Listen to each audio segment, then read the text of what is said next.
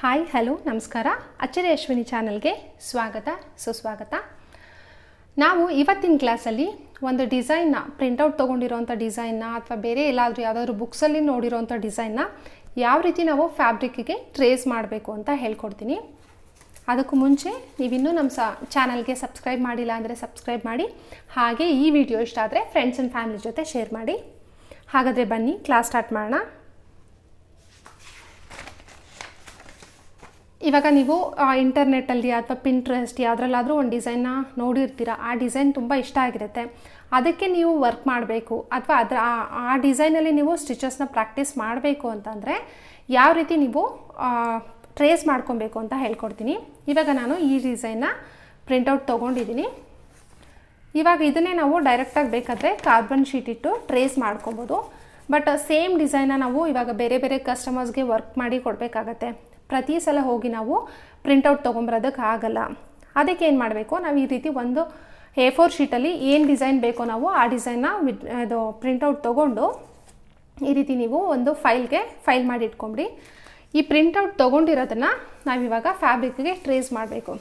ಅದಕ್ಕೆ ಏನೇನು ಬೇಕು ಅಂದರೆ ಟ್ರೇಸಿಂಗ್ ಶೀಟ್, ಟ್ರೇಸಿಂಗ್ ಪೇಪರ್ ಅಂತಾರೆ ಅಥವಾ ಬಟರ್ ಪೇಪರ್ ಅಂತಲೂ ಅಂತಾರೆ, ಗೊತ್ತಿದೆ ಅಲ್ಲ ನಿಮಗೆ. ತುಂಬ ಟ್ರಾನ್ಸ್ಪರೆಂಟ್ ಆಗಿರುತ್ತೆ.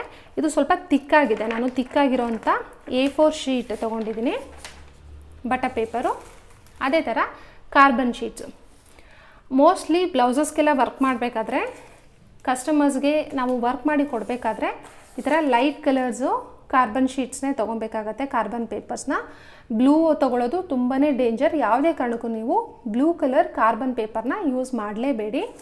ಇಲ್ಲಿ ನೋಡಿ, ಇದನ್ನು ವೈಟ್ ಕಲರ್ ಕಾರ್ಬನ್ ಪೇಪರ್ ಅಂತ ಹೇಳ್ತಾರೆ, ಕೋರಸ್ 5010. ಅದೇ ಥರ ಇದು ಯೆಲ್ಲೋ ಕಲರ್ ಕಾರ್ಬನ್ ಶೀಟ್.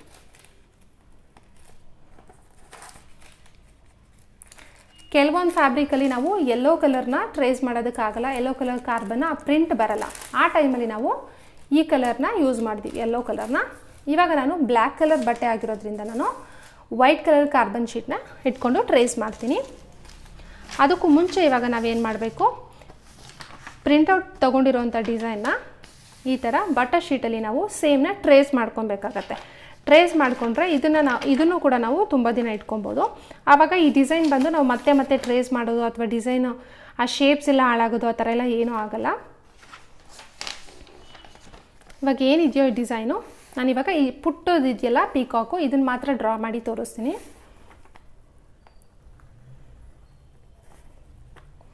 ಏನು ಎಕ್ಸಾಕ್ಟ್ ಡಿಸೈನ್ ಇದೆಯೋ ಅದನ್ನು ನಾವು ನೀಟಾಗಿ ಇದರಲ್ಲಿ ಡ್ರಾ ಮಾಡ್ಕೊಬೇಕು.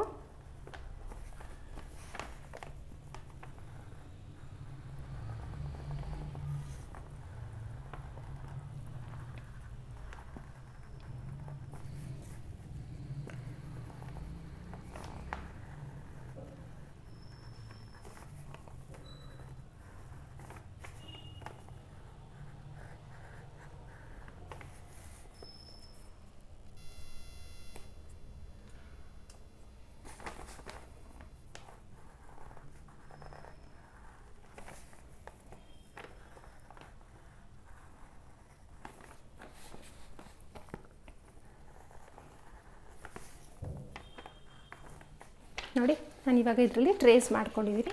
ನಮಗೇನು ಬೇಕೋ ಅದನ್ನು ಮಾತ್ರ ಟ್ರೇಸ್ ಮಾಡ್ಕೊಂಡಿದ್ದೀನಿ.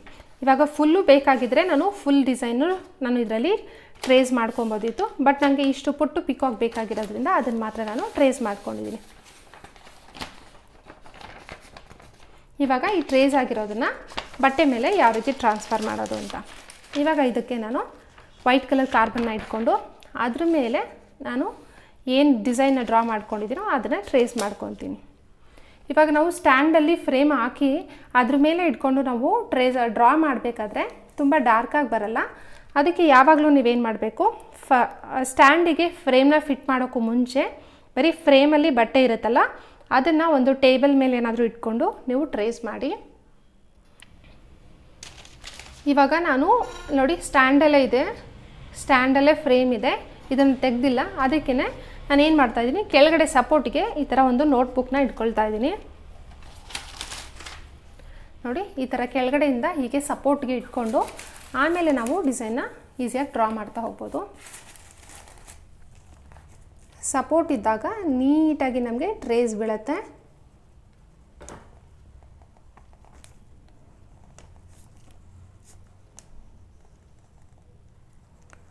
ಮತ್ತು ಬಟರ್ ಶೀಟು ಆ ಕಡೆ ಈ ಕಡೆ ಮೂವ್ ಆಗದೆ ಇರೋ ಥರ ಏನು ಮಾಡಿ ನೀವು ಸೇಫ್ಟಿ ಪಿನ್ ಅಥವಾ ಈ ಗುಂಡು ಪಿನ್ ಇರುತ್ತಲ್ಲ ಅದರಲ್ಲಿ ನೀವು ಮೊದಲೇ ಬಟರ್ ಶೀಟ್ನ ಪಿನ್ ಮಾಡಿ ಇಟ್ಕೊಂಬಿಡಿ.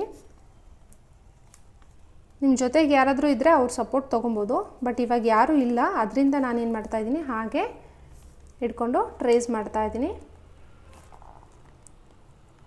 ಯಾವುದೇ ಕಾರಣಕ್ಕೂ ಶೀಟ್ ಮೂವ್ ಆಗಬಾರ್ದು. ಮೂವ್ ಆಗದೆ ಇರೋ ಥರ ನೋಡಿಕೊಂಡು ನೀವು ಕೇರ್ಫುಲ್ಲಾಗಿ ಡಿಸೈನ್ನ ಡ್ರಾ ಮಾಡಿ.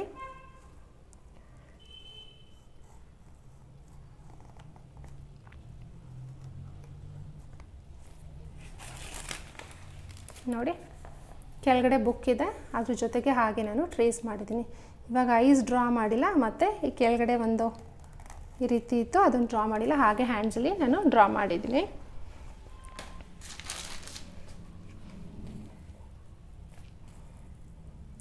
ನಿಮಗೆ ಫ್ರೀ ಹ್ಯಾಂಡ್ ಡ್ರಾಯಿಂಗ್ ತುಂಬ ಚೆನ್ನಾಗಿ ಬರುತ್ತೆ ಅಂದರೆ ನೀವು ಇದನ್ನು ಹಾಗೆ ಫ್ರೀ ಹ್ಯಾಂಡಲ್ಲಿ ಇವಾಗ ಏನಾದರೂ ಪ್ರಿಂಟೌಟ್ ತೊಗೊಂಡಿದ್ರೆ ಅದನ್ನು ಹಾಗೆ ನೀವು ಫ್ರೀ ಹ್ಯಾಂಡ್ ಡ್ರಾಯಿಂಗ್ ಮಾಡ್ಬೋದು. ಇಲ್ಲ ನನಗೆ ಡ್ರಾಯಿಂಗ್ ಮಾಡೋದು ಕಷ್ಟ ಆಗುತ್ತೆ ಅಂದರೆ ನೀವು ಈ ರೀತಿ ಪ್ರಿಂಟೌಟ್ ತೊಗೊಂಡಿರೋದನ್ನು ನೀವು ಈ ಥರ ಟ್ರೇಸಿಂಗ್ ಪೇಪರಲ್ಲಿ, ಅಂದರೆ ಕಂಪ್ಲೀಟಾಗಿ ಡಿಸೈನ್ ಬೇಡ ನನಗೆ ಇಷ್ಟೇ ಸಾಕು ಅಂದಾಗ ನೀವು ಇದನ್ನು ನೀವು ಈ ರೀತಿ ಒಂದು ಟ್ರೇಸಿಂಗ್ ಪೇಪರ್ಗೆ ನೀವು ಈ ರೀತಿ ಟ್ರಾನ್ಸ್ಫರ್ ಮಾಡಿಕೊಂಡು ಆಮೇಲೆ ನೀವು ಬಟ್ಟೆ ಮೇಲೆ ಟ್ರಾನ್ಸ್ಫರ್ ಮಾಡಬೇಕಾಗತ್ತೆ. ಅಂದರೆ ಈ ರೀತಿ ನಾವು ಕಾರ್ಬನ್ ಶೀಟ್ ಯೂಸ್ ಮಾಡೋದ್ರಿಂದ ಏನು ಅಡ್ವಾಂಟೇಜ್ ಅಂದರೆ ಇದು ಯಾವುದೇ ಕಾರಣಕ್ಕೂ ಹೋಗಲ್ಲ. ನಾವು ಡಿಸೈನ್ ಏನು ಡ್ರಾ ಮಾಡಿರ್ತೀವೋ ಎಕ್ಸಾಕ್ಟಾಗಿ ಹಾಗೇ ಇರುತ್ತೆ, ಆವಾಗ ನಮಗೆ ವರ್ಕ್ ಮಾಡೋದಕ್ಕೆ ಈಸಿ ಆಗುತ್ತೆ. ಈ ರೀತಿ ನೀವು ಪ್ರತಿ ಸಲ ಹೊಸ ಹೊಸ ಸ್ಟಿಚಸ್ನ ಕಲಿಬೇಕಾದ್ರೆ ಈ ಥರ ಪುಟ್ಟು ಡಿಸೈನಲ್ಲಿ ನೀವು ಆ ಸ್ಟಿಚ್ನ ನೀವು ಪ್ರಾಕ್ಟೀಸ್ ಮಾಡ್ತಾ ಹೋದರೆ ನೀವು ಬ್ಲೌಸ್ನ ವರ್ಕ್ ಮಾಡಬೇಕಾದ್ರೆ ತುಂಬ ಈಸಿ ಆಗುತ್ತೆ. ಅದಕ್ಕೋಸ್ಕರನೇ ನಾನು ಯಾವ ರೀತಿ ಡಿಸೈನ್ನ ಡ್ರಾ ಮಾಡೋದು, ಡಿಸೈನ್ನ ಯಾವ ರೀತಿ ಟ್ರೇಸ್ ಮಾಡೋದು ಅಂತ ಇವತ್ತು ಹೇಳ್ಕೊಟ್ಟಿದ್ದೀನಿ. ಈ ಮೆಥಡ್ನ ಫಾಲೋ ಮಾಡಿ. ಇದಾದಮೇಲೆ ನೀವು ನೆಕ್ಸ್ಟ್ ಯಾವುದೇ ಸ್ಟಿಚಸ್ ಬಂದರೂ ಈ ಥರ ಪುಟ್ಟು ಬೇರೆ ಬೇರೆ ಡಿಸೈನ್ಸ್, ನೀವು ಡಿಸೈನ್ಸ್ನ ಪ್ರಿಂಟೌಟ್ ತೊಗೊಳೋದಕ್ಕೆ ಅಥವಾ ಡಿಸೈನ್ಸ್ ಎಲ್ಲಿ ಸಿಗುತ್ತೆ ಯಾವ ರೀತಿ ತೊಗೋಬೇಕು ಅಂದರೆ ನೋಡಿ ಈ ಅಪ್ಲಿಕೇಶನನ್ನು ನೀವು ಚೆಕ್ ಮಾಡ್ಬೋದು.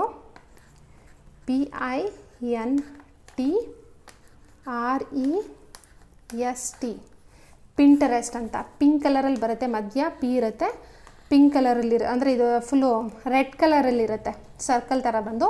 ಈ ಪಿಂಟ್ರೆಸ್ಟ್ ಆ್ಯಪಲ್ಲಿ ಹೋಗ್ಬಿಟ್ಟು ನೀವು ಸುಮ್ಮನೆ ಟ್ರೆಡಿಷನಲ್ ಡಿಸೈನ್ಸ್ ಅಥವಾ ಎಂಬ್ರಾಯ್ಡ್ರಿ ಡಿಸೈನ್ಸ್ ಅಂತ ಕೊಟ್ಟರೆ ತುಂಬ ವೆರೈಟಿ ಡಿಸೈನ್ಸ್ ಬರುತ್ತೆ. ಅದರಲ್ಲಿ ನಿಮ್ಗೆ ಯಾವ್ದು ಇಷ್ಟ ಆಗುತ್ತೋ ಆ ಡಿಸೈನ್ನ ನೀವು ಪ್ರಿಂಟೌಟ್ ತೊಗೊಂಡು ವರ್ಕ್ನ ಸ್ಟಾರ್ಟ್ ಮಾಡ್ಬೋದು. ಈ ವಿಡಿಯೋ ನಿಮ್ಗೆಲ್ರಿಗೂ ಇಷ್ಟ ಆಗಿದೆ ಅಂದ್ಕೊತೀನಿ. ಇಷ್ಟ ಆಗಿದ್ರೆ ಎಲ್ಲರ ಜೊತೆ ಶೇರ್ ಮಾಡಿ, ಹಾಗೆ ಲೈಕ್ ಮಾಡಿ, ಮತ್ತು ನಿಮ್ಮ ಸಪೋರ್ಟ್ ಯಾವಾಗಲೂ ಹೀಗೆ ಇರಲಿ, ಯಾವಾಗಲೂ ಸಪೋರ್ಟ್ ಮಾಡ್ತಾಯಿರಿ. Thank you very much and bye.